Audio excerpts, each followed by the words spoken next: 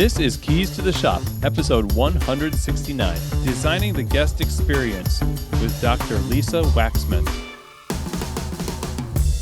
Hey everyone, and welcome to another episode of Keys to the Shop, where we give you insights, inspiration, and the tools you need to grow as a coffee service professional. My name is Chris DeFerio. I'm your host for the show. I'm so excited to share this episode with you today as we talk with Dr. Lisa Waxman of Florida State University, all about designing your coffee shop to maximize the positive impact on a guest's experience.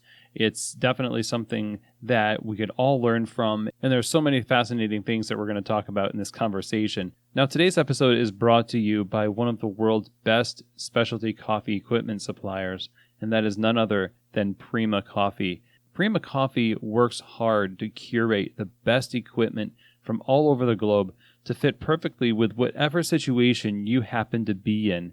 Not just for people who want to make coffee at home, but for people who are opening coffee shops, expanding shops, or want to upgrade their equipment. They have the tools you need to get the job done right.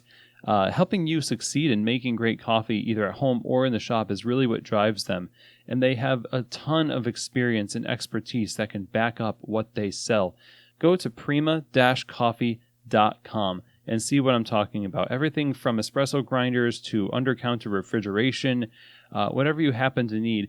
They also have a ton of free resources on the website to help you understand how to use the equipment that you purchase from them. Like I said, they're there for your success, and I would highly encourage you to check out prima-coffee.com. Reach out to them via phone or email and let them know that Keys to the Shop sent you. And thank you so much, Prima, for your support of Keys to the Shop. This episode is also brought to you by the Pacific Barista Series. Of course, this is the line of plant-based performance beverages that are designed for and right alongside professional baristas. And that's really important because professional baristas are picky about what they serve their customers, and they have high standards for excellence. So when you use the Pacific Barista Series, you could be using almond, soy, coconut, rice, or oat milk. It doesn't matter which one you choose. Its ability to take the heat from the steaming process, produce really great latte art ready texture, and keep the flavor balance of the beverage focused on the coffee, it makes it a perfect choice for your cafe's menu. With all that said, I would encourage you to go to pacificfoods.com and learn more about the Barista Series and see what it can do to help elevate the non-dairy offerings in your cafe. And thank you so much, Pacific, for your support of Keys to the Shop. Okay, so today we are going to be diving into the subject of designing your coffee bar, in particular the interior of the coffee bar, where your guests interact with your brand, with your staff, with their friends, or just with their work. This is a really critical topic because so much of a guest's experience is wrapped up in how well a space is planned and designed. And today's guest has a lot of great practical advice for us to follow in order to get the most out of our spaces. So I'm excited to be talking today with Dr. Lisa Waxman. Dr. Waxman is an award-winning professor and chair of the Interior Architecture and Design Department at Florida State University. Her research includes topics related to the design of spaces that foster community, sustainable design, and design for special populations. She is an NCIDQ certified certificate holder, a lead AP and licensed interior designer in Florida, and Dr. Waxman has served in many capacities on the board of the Interior Design Educators Council, including President-elect, President, and past President from 2010 until 2013. She was honored as a Fellow of the IDEC in 2008, and she currently serves on the Board of Directors for the Council for Interior Design Accreditation. Her teaching expertise includes environment and behavior, design issues, sustainability, and studio. Now, among her many scholarly and creative works, one in particular is going to be the focus of our conversation today, and that is one focused on the coffee shop, so very appropriate. And it's titled The Coffee Shop, Social and Physical Factors Influencing Place Attachment. And in this study, Dr. Waxman identifies key factors regarding physical and social characteristics of a coffee shop that all showed a positive correlation between length of patronage and the sense of attachment to their community. But basically, these are things that people want in a coffee shop in order to feel like they've had a great experience.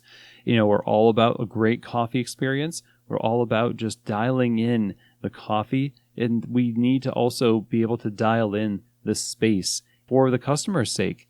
And today's conversation is going to help us to that end. So now I'm really excited to present to you this conversation on designing the guest experience with Dr. Lisa Waxman. Hello, Dr. Waxman. Welcome to Keys to the Shop. I'm excited to talk to you today. Great. Thanks so much for having me, Chris. Yeah, absolutely. I came across your study in an Inc. magazine article about gaining customer loyalty through science. And your study provided some really great feedback to operators about what people look for in a coffee shop. And of course, that piqued my interest. And now here we are. And I'm really honored to be able to talk with you. I wonder if we can talk a little bit about your academic background and how this led you to sort of spearhead this study on coffee shops and why that's such a passion project of yours in particular. Sure. Well, I'm educated as an interior designer, and so my degrees are in interior design. And in that profession, we focus a lot on the user experience and creating quality experiences and environments for people. That's what we specialize in. So over the years, my research interests have focused on how designers can create spaces that support users. And I'm specifically interested in creating a sense of place and feelings of place attachment in my design. So feeling very strongly about design and the contribution to community and just connecting with others as part of our daily orbit. And so there's a lot of factors that contribute to having a quality experience, in a location, and design, of course, is a big part of that picture. It's not everything, but it is a piece of that. Early research, I explored actually assisted living communities and how they could support seniors in creating a new community for them. So I looked at where pockets of social interaction were taking place and how the design supported that. So not coffee shops, but that was some of my early research. And then later, when it came time to write my dissertation, I knew I wanted to focus on design that fostered a sense of community. My grandparents owned a sandwich shop in Worcester, Massachusetts. And so I grew up hearing stories of the shop and of the patrons, and my grandmother cooked all the cakes. And, so it was very much sort of in our family to think about, a shop and to think about the community. And my grandfather owned it during the Depression. So it was a time when, he would often feed people who needed to be fed. And so that's, kind of something that I really valued. And then I read Ray Oldenburg's book, The Great Good Place. He's my hero. So I loved his philosophy on the third place and the importance of third place, and then concerns that, some third places were disappearing in our society. So I also noticed that there seemed to be a lot of coffee shops popping up in my community, and students were studying in coffee shops. And I started, going there to grade papers and realizing that, wow, something is really happening here. And so I decided to make my dissertation about, what is it that draws people? What are the social and the physical characteristics of coffee shops that are impacting the client experience? And obviously coffee is a big part of it, but what else was it as a designer, that I could sort of tap into and potentially make a contribution to? So Ray Oldenburg talks a lot about the third place, and probably a lot of your listeners are familiar with that term, but, home is our first place and work is our second place. So our third places are those places that sort of contribute to our everyday existence, that again, help us interact with the community, the people that we encounter on a daily basis. So they could be coffee shops or cafes or barber shops or all kinds of places that provide that kind of sort of home away from home and a sense of being connected to the people that we live among. So it's great, great work by Oldenburg. And so I tried to build on that a little bit by focusing on the design piece of it. Yeah, that absolutely seems like it would contribute greatly to whether or not you could feel that sense of community. And I love, just like you, Ray Oldenburg's work, where it seems as you explore that topic, we create them, even if they're not there. It could be outside of a place in just a stoop that you gather with your friends too. We have this almost primal need to be with other people in that third place. And of course, coffee shops just seem like they're magnets for that desire, a great outlet for that desire. What was the approach that you took to this study? How did it get conducted, and how did you pull results? Well, I looked at it from several different angles. I conducted a survey of coffee shop patrons and asked basic demographic questions. I asked them how they got to the coffee shop. Did they walk or drive or ride their bike? Just wondering, how easy it was for them to get there and if it was in their local community. And then I asked them about the design characteristics because that's my field. So I looked at, what they liked about the shop they went to, but also what they thought of as ideal, kind of if they could create a coffee shop in the way that they would like to see it. So things like lighting, background music, acoustics, the actual aroma that you sense when you come in, cleanliness, furniture, comfort, color, those types of things. And then, so that was more of the physical piece. Then I also asked questions about socialization, if they go there to socialize or how often they do. They enjoy people watching, if they bring pets, or do they like to smoke outside, because I'm in Florida, so outside spaces work pretty well here. So how does that fit in? And then I also asked if they felt part of the community and if they were happy living in the community. And then eventually I ran correlations on that. And then I also spent many hours observing in coffee shops. And I only chose those that had been open at least 5 years because I wanted to get more established shops to ensure that, I was looking at places that had been successful. And then I did something called behavioral mapping, which is essentially recording what's going on in a space for evaluation later. And you kind of note anything that you think might be interesting, no matter how trivial, because sometimes that ends up being important later. And then finally, to better understand things, I conducted interviews with coffee shop patrons, a coffee shop staff member, and either an owner or a manager to get their perceptions of it. So I thought it was important to hear from the patrons, but also to hear from the staff, because they're there every day and kind of have a feeling of what's going on. And then from that, I ran some, hardcore numbers with the survey data, but then I also did what's called a qualitative analysis, where you code it and you look for what we call emergent themes. So things that begin to kind of pop up the page as being significant. You start to see these, coming up multiple times in different coffee shops, kind of described by different people, and you begin to kind of develop patterns that appear. So that's how I did it. Well, what were you expecting, and what did you find in this? Because I imagine we all come into this with some preconceived notions of what's probably going to show up, no matter how unbiased we try to be. But what were your perceptions going in, and then what were the results of all of that data? Yeah, so because I had read The Great Good Place by Oldenburg, I had some ideas of what a third place was about, including that there would be regulars there, that the mood would be somewhat playful, that people would feel like they're coming in on neutral ground, that everybody was welcome. So those were things I was kind of expecting to find, and I did find. And so, going in, there were some expectations. I tried to be as neutral as I could. But of course, when you're doing qualitative research, you are filtering it through your own lens.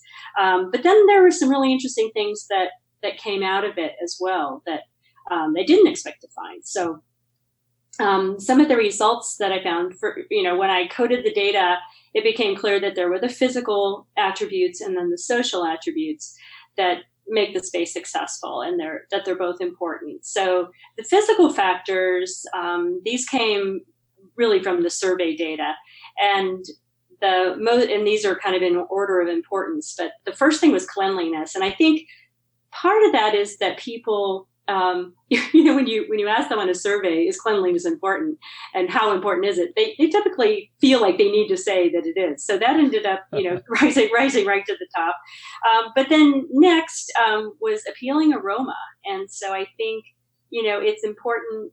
When you walk in a place, one of the first impressions is that smell and that aroma, and so you want to helps kind of create those strong memories that are going to potentially stay with you and pull you back. So you want to make sure that that's a good smell, and that you aren't killing the smell with with disinfectant. There's a really great donut shop here in Tallahassee, and I've stopped going in because the donuts are great, but it smells like disinfectant. So so just that aroma ended up being the second most important thing, and then adequate lighting.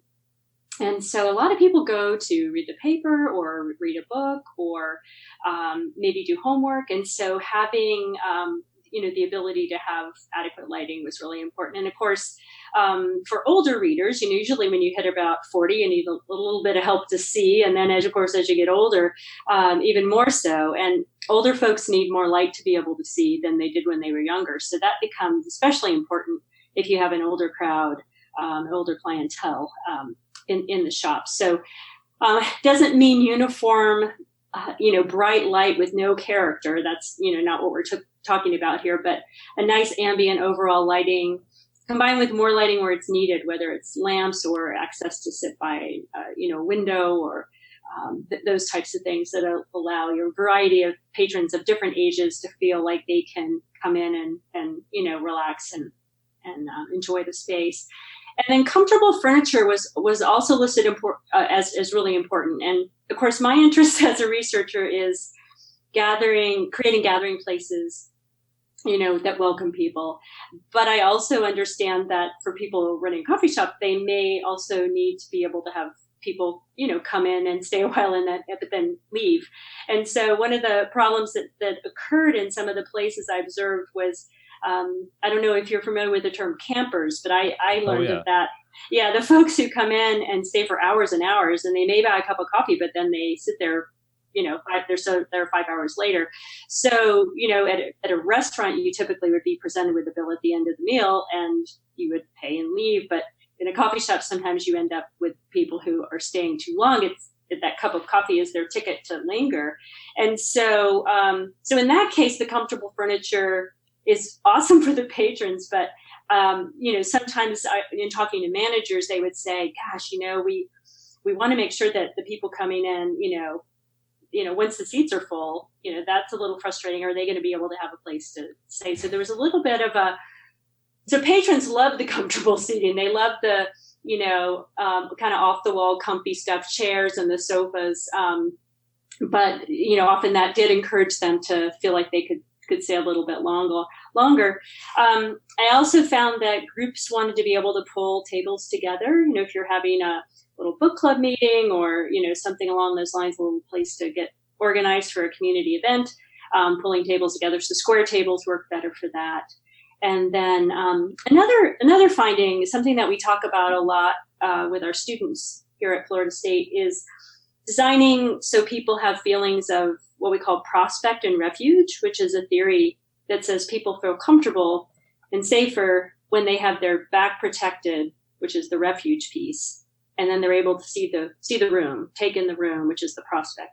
And so it says it comes from our natural tendency to want to sort of protect ourselves and know what's coming, and maybe also a little bit in today's world, our desire to people watch. So that idea of locating furniture in a way that allows for that prospect and refuge, and not every seat can do that, but I noticed in one of the things I looked at with behavioral mapping is where people sat first, and so those seats were almost always seats that had the prospect and refuge, or seats near natural light, or the more comfortable seating in when there was a mixture of comfortable and less comfortable seating. So interesting things to look at that. And then views to the outside, and I'll kind of combine that with a desire for natural light here. Most people enjoy nature, and that need for nature is strong, and we know the need for nature is restorative, as is access to natural light. So feeling connected to the outside and knowing sort of what the weather's doing, and also getting the great light that comes in from the outside. It's typically a warm, welcoming light. And so that helped to create a nice environment. So those were some of the physical things, along with acoustics. And so, I'll put music here too, even though they really are two different things. But in the case of acoustics, in the third place, conversation should be possible in the third place. So unless you're having like a musical performance where people are coming to hear, say, a guitar player, which, has been advertised, obviously that's a different scenario. People are coming to hear the music. But on a typical day, you want to make sure your background music still allows for conversation, because that is an essential part of the third place, is to be able to have a conversation. And I'm sure we've all had the experience of going out to dinner with friends and you're someplace where it's so loud that you realize that you can't catch up with the people you're trying to catch up with. So kind of finding that happy medium. And then just the visual appeal of the space. I didn't do a lot on color. That is something I wish I had asked more about, but most of the responses I got related to color were a preference for warmer colors. So those are your reds, oranges, yellows, and typically most of your wood tones or variations of those colors were typically thought of as more coffee shop appropriate, although there's definitely a need for more research on that. So, wow, this is a lot. It's all the physical characteristics that have a huge implication on whether or not somebody is going to feel emotionally cared for, as well as physically cared for. They're sort of inextricably linked, right? So going into a space that you talked about having your back protected, I want my experience protected. I want to know. I joked around with some people here in Louisville. I said, I want to be able to log on to a weather map and find out what the internal temperature of coffee shops is today, so I cannot be frozen out. There's little things. It's a sensory experience, and all of the things you talked about, the cleanliness, the aroma, the lighting, the furniture, and the views to the outside, and just all of that stuff is sort of the blend of desires that customers have. But you mentioned also that you interviewed workers and owners about these things. And you alluded to this with the furniture and how there's this tension between, do we want people to be on this, lazy boy, or do we want to encourage them to move on by putting like sharp bumps in the seat of the seat? Right? That's right. Yeah. So what did you find? Was there any differences between the results you got from the owners and managers versus the patrons?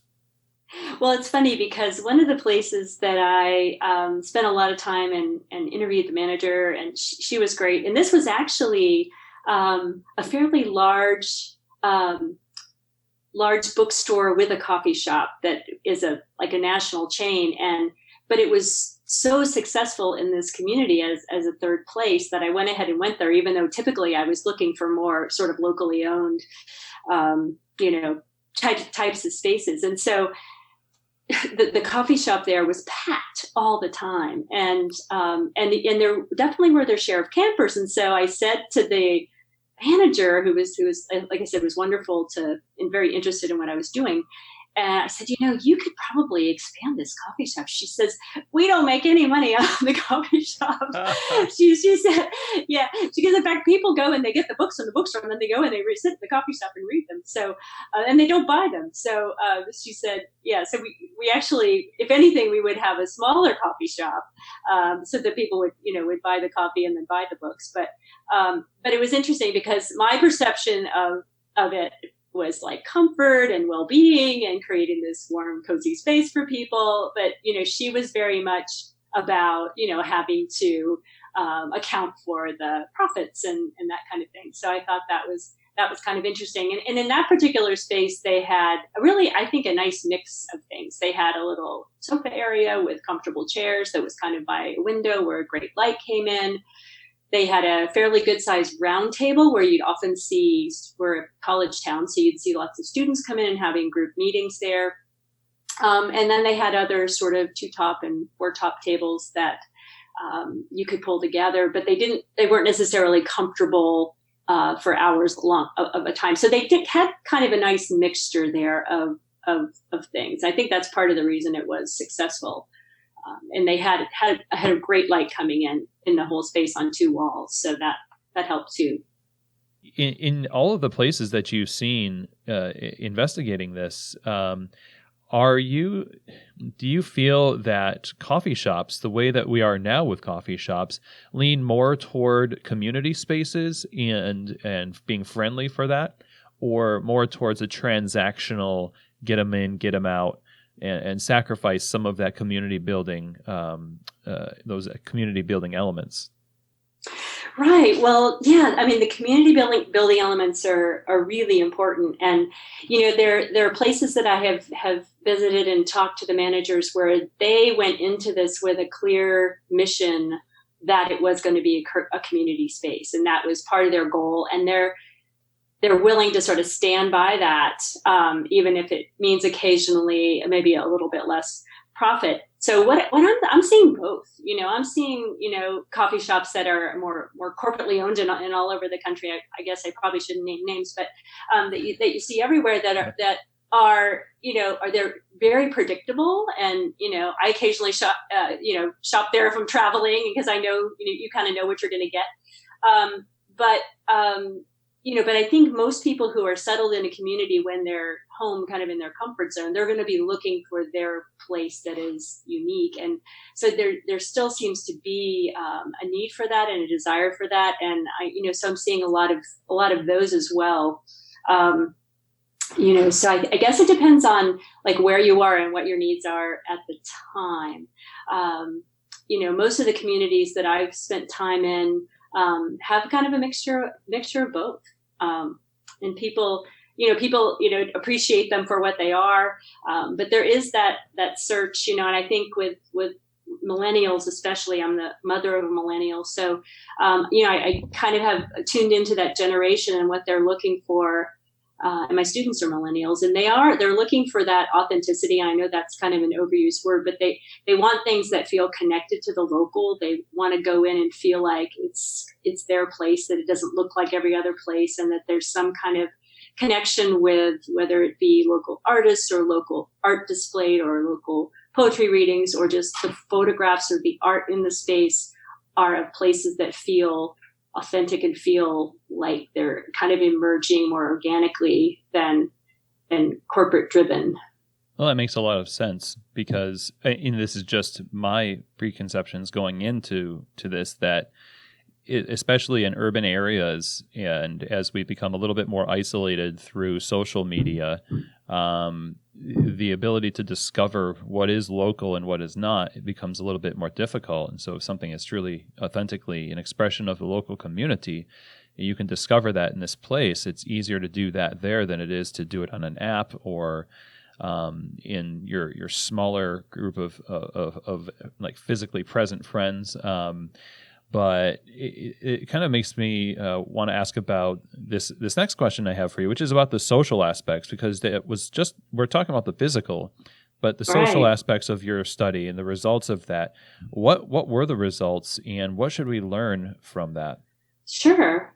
Well, many of your listeners may have heard of the term place attachment, which is it's a great term that is about this relationship that forms between people in place. And so it's also tied in very closely with another term called place identity, which is about sort of how we define ourselves and who we are and what we value and how that links to place, and so maybe it's as simple as going to a farmer's market to buy groceries to help the local economy and to know that where your food is coming from, or those types of things. It's very similar.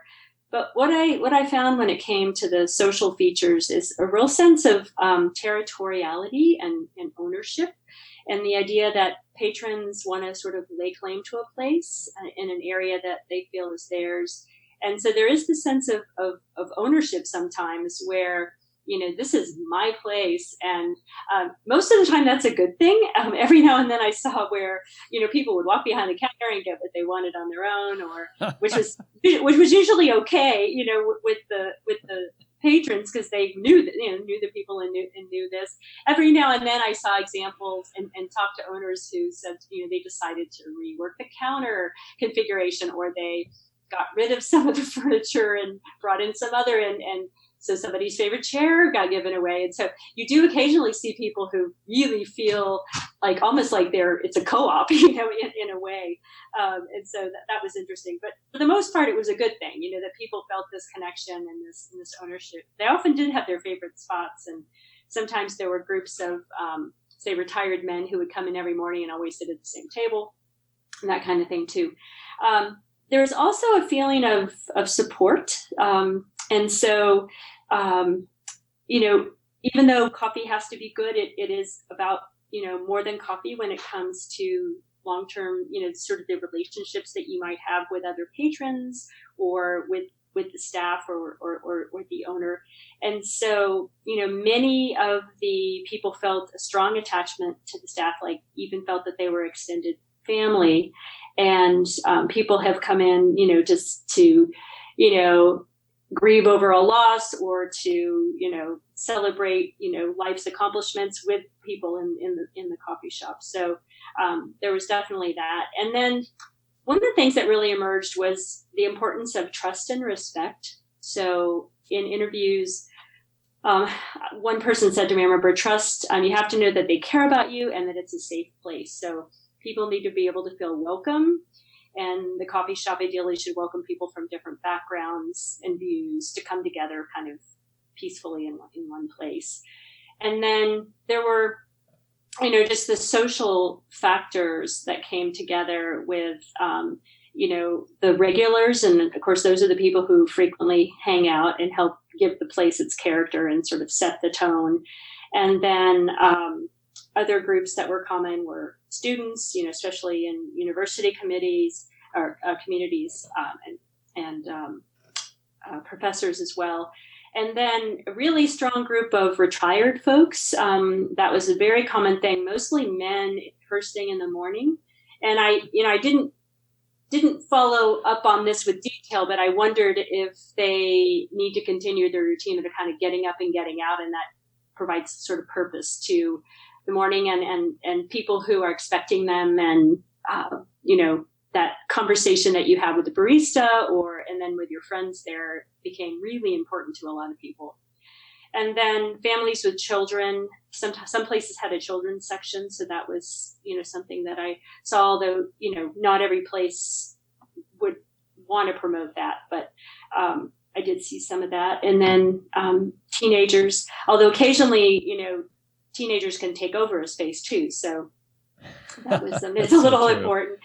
And then another concept that I thought was really interesting when it came to the social is the value of familiar strangers. And so these are the people who we may not know their name, but we see them on a regular basis, and maybe we just exchange a smile with them or a brief hello or chat about the weather, but they end up becoming an important part of your day and your kind of your expectation of your day. And I've seen so many examples where those familiar strangers ended up being taken care of by patrons of the coffee shop. Like if an elderly person suddenly didn't show up, then people would check on them. Or if a woman who was pregnant stopped coming, people would check, And so even though they weren't, they didn't have a strong friendship, they were, kind of part of your world, and you kind of felt this connection. So that's where the sort of social capital piece comes in, is that, it's hard to ignore people who are part of our daily lives, and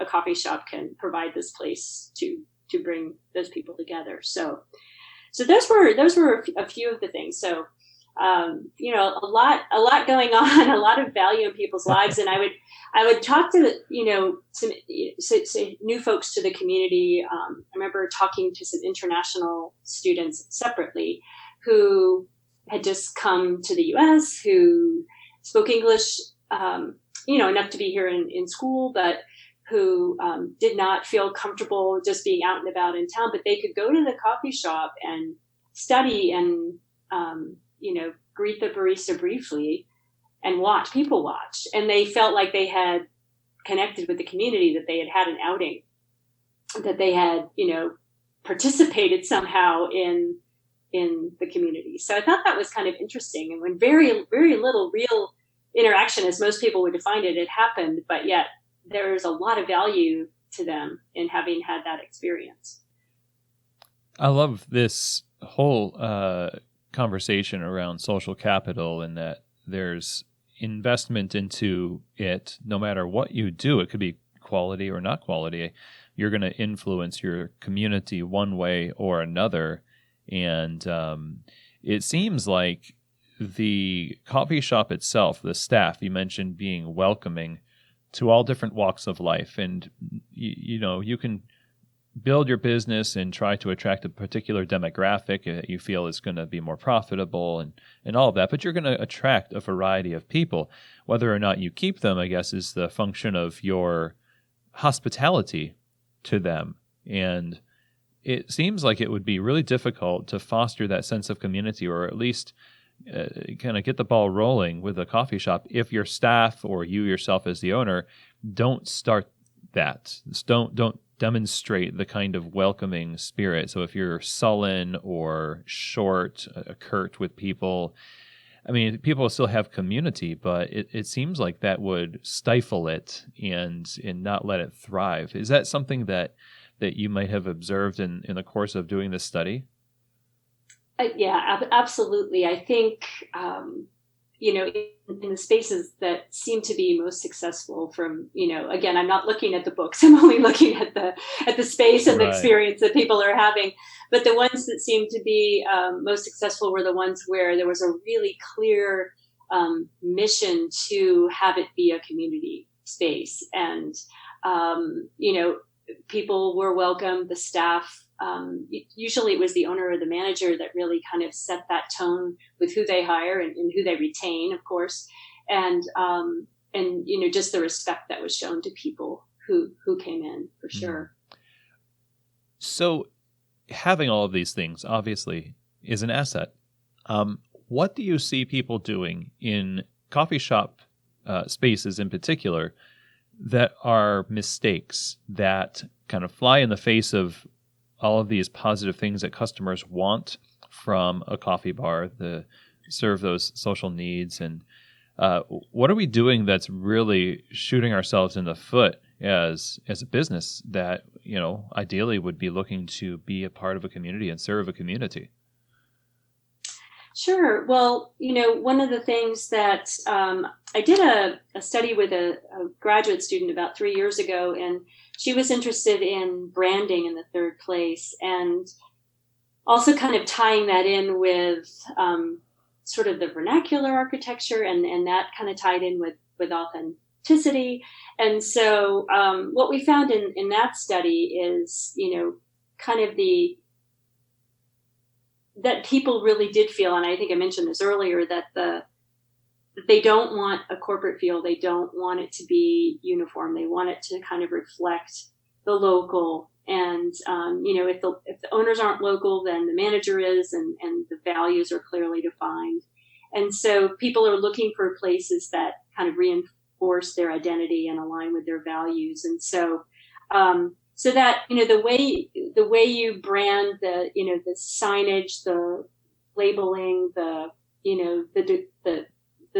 decor, those types of things really matter.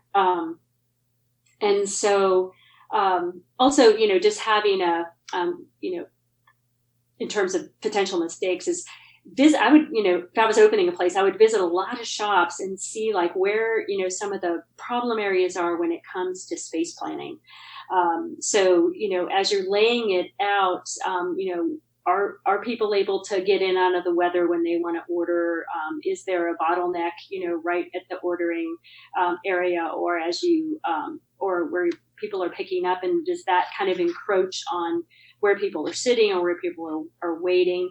And so, what is kind of that user experience? Because if it's a hassle, then people aren't going to want to come in, because even a super comfy coffee shop is going to have people who come in and just get their coffee and go because they've got to be somewhere else. So, is that experience going to be good for them as well? Is that going to be a pleasant ordering and pickup experience? And so, sometimes you see, that either, taking a long time, or it's not clear where you're supposed to go, or you're, like I said, you're encroaching on somebody who's already sitting there. So those are some of the things that I see. And then, of course, making the decision on the furniture, whether you want things, people to linger, or whether you want to turn the tables over a little bit more.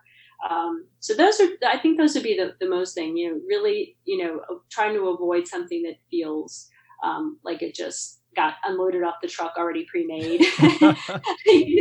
So yeah. No, that's a great point. Yeah. Like somehow a McDonald's showed up one day on the corner of in my town, and it's like, that wasn't there last week. So wow. I think it really came off the truck in a pre-made fashion, or at least a good bit of it assembled. So I think for most coffee shops, people are not looking for that. Yeah, I mean, it's a whole different model of business, I guess. Coffee as franchise, and you have to admire the speed. and for sure. Marvel at the efficiency, but does it feed the soul? I mean, beyond the Happy Meal, I guess, maybe not. But I look at the landscape of coffee shops, and it seems like a lot of people would nod their heads in their mission statements to being a community space, being, all about their passion for their neighborhood and things like that. But then they design their spaces without considering what you just described. Right. Yeah. I think, you can work on the branding in so many ways. And part of that is, you want to be careful not to deliberately unbrand, because that kind of has backfired on a few places as well, where they've come in and maybe been a large corporation, and then they have, very deliberately tried to come across as sort of a locally owned, and then it ended up kind of backfiring. So that's been a kind of an interesting finding as well. Looking at who your guests are and what your values are is going to kind of drive what you want to do.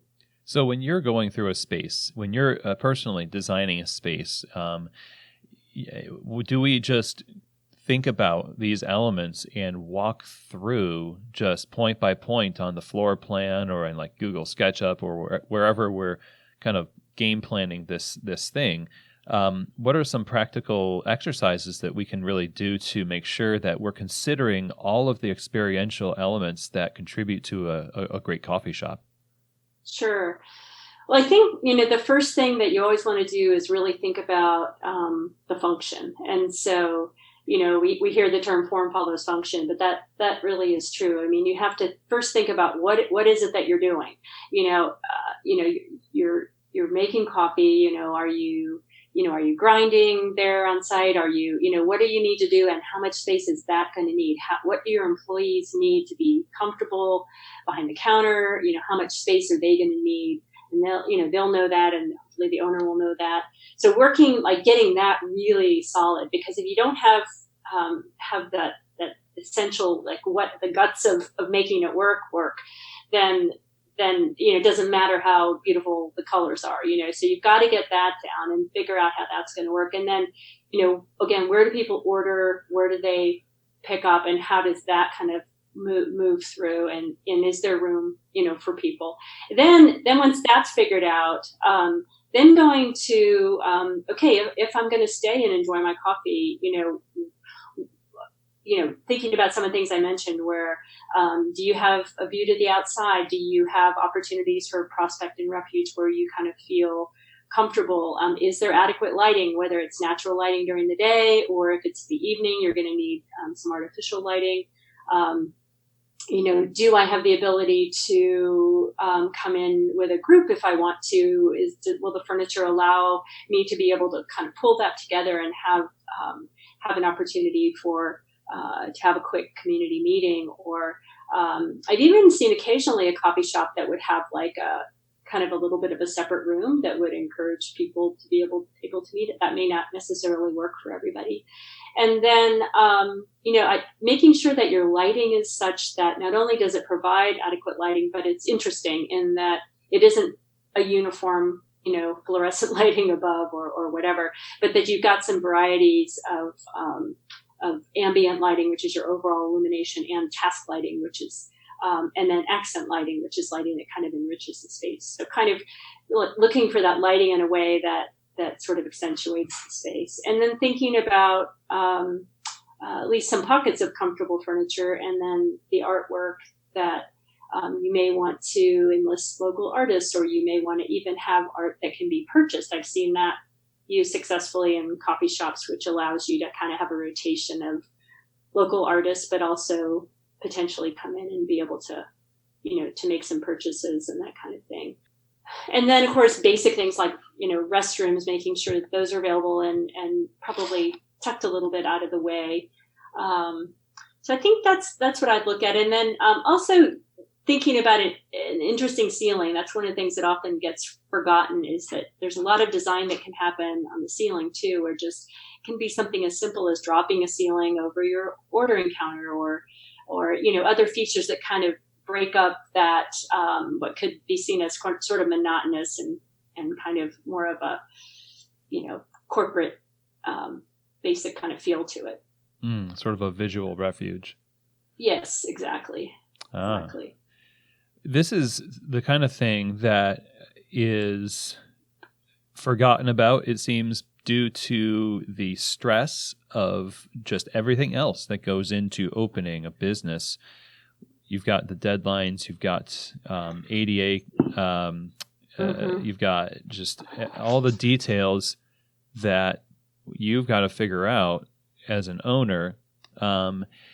And that's where someone like you comes in as an interior designer, as a specialist in this area, to give perspective. I'm so thankful that we got to talk today about this, to provide perspective to people in that situation. Mindset-wise, what is the most helpful mindset that a owner can have in order to kind of put on that interior designer hat and to make sure that these things are at top of mind in the right times, and not to forget about other things, but it can easily get pushed off to the side? Sure. Yeah. I mean, there, like you said, there are so many things, and depending on where you live in your local municipality, there are lots of hoops to jump through and getting permitting, and yeah, Americans with Disabilities Act, of course, is code everywhere for us, and so we have to follow all of that. So yeah, there is a lot going on there. So I would really encourage people to take the time up front to realize that, like I said, the course that you want the coffee to be good, but you also want to be able to create a space that people want to return to, where they've had this good experience, with the staff, with the coffee, but also with the space itself, and they can kind of relate to that, and they feel this sort of desire to return. So I guess my best advice would just be to realize that you do have to pay attention to it, that is an important piece of it. Potentially hire an interior designer to help you, and that'll there you go. And so that will, lots of, people in communities would love the chance to do that. So, so just, take advantage of the expertise that they have. Yeah, it seems like it would pay for itself in the long run, if not the short run. Definitely. Sure. Yeah. So now, my last question to you, and this has just been a fascinating conversation. Thank you so much. Of course. What do you want the landscape of the coffee shop to look like in the future, going forward? And like, what kind of an impact do you want your work to have on that particular space? Sure. Well, I think, the idea that, tying it back to social capital, that there are lots of spaces in the community that can promote togetherness, that can promote feelings of belonging and rootedness. But one of the things that all those things have to have in common is place. And so the coffee shops have the potential to really, serve that well. And so I think if owners and managers can just really realize that that's a big part of it, and that coffee shops really can contribute in that way, then utilizing some of what I've written and what many others have written as well, just acknowledging that good things can happen in a third place, and that design does make a difference to our overall, quality of life and our overall well-being, as well as, to the bottom line potentially of a shop. Well, Dr. Waxman, thank you again. This is really going to help us going forward. Your work is fantastic. I appreciate all that you've done for creating more social capital, especially in places like coffee shops. And thank you for sharing your wisdom with us today on the show. Oh, sure. Well, it was great talking to you, Chris, and I'm excited that you're interested in the work, and I wish you the best. Well, one of the main things that is a takeaway from me from this conversation is the idea of being able to set the tone for your customers. And, we know this as professionals, that we set the tone in the way that our countenance is, the way that we look, the way that we speak, and being able to provide a welcoming atmosphere to a guest is really critical. I'm so glad that we focused on that a bit here toward the end of the conversation, because it ties into the idea of setting the tone for the guests in other more tangible ways. Not that the other stuff is not tangible, but when it comes to what decisions we make about our space, about the interior of our space, when we consider that the way that we design it is a form of communication just as much as our words are communication, the way that we choose the furniture, the way that we arrange it, the way that we have the volume of the music or the colors, etc., we're communicating something to the customer. And hopefully we're communicating something that's valuable to them. That's also going to be an expression of who we are as entrepreneurs, as professionals. Of course, that's one of the reasons why people want to go to your shop, is because it's unique, it's you, it's local, it's an expression of who you are. But in a relationship between the customer and the business, it's a give and take. And you want to know that the company, the coffee shop, is listening well to what the customers want. Use our deep listening skills to listen to what the customers want and see what it is we can do to take action on some of these things that Dr. Waxman has outlined are valuable to customers based on her research. So I want to thank you, Dr. Waxman, for joining us on the show. We really appreciate your time and your wisdom. We are definitely the better for it. So thank you very much for helping us create better coffee shop experiences.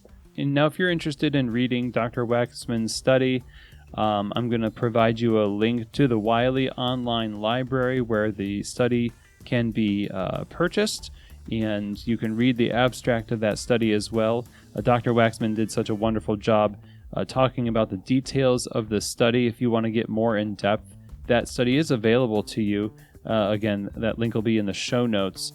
Now, if you have any questions, comments, or feedback from me, you can email me, chris@keystotheshop.com. I always am interested to hear your questions or your comments on the show. I always want to make this show better for you. If you have subjects that you are really wanting to hear about when it comes to working in a coffee shop, becoming a better professional in coffee retail, starting a coffee shop, scaling a coffee shop, if there are things that you want to hear on the show that you don't think have been covered yet, just give me a shout and we'll see what we can do. I would also love to hear from you if you're interested in working with Keys to the Shop Consulting to help elevate your business's operations and quality.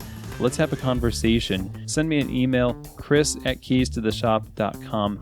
You can also go to the website, keystotheshop.com/consulting, to find out more about exactly what Keys to the Shop Consulting is all about. And with that is the end of our show today. Thank you so much for joining me and learning about the interior of your coffee bar and how to design a space to breed customer loyalty and just a real positive place attachment and experience for your guest. I hope that this has given you some great ideas to take action on. Have an amazing week. And of course, I also hope that this episode has truly given you keys to the shop.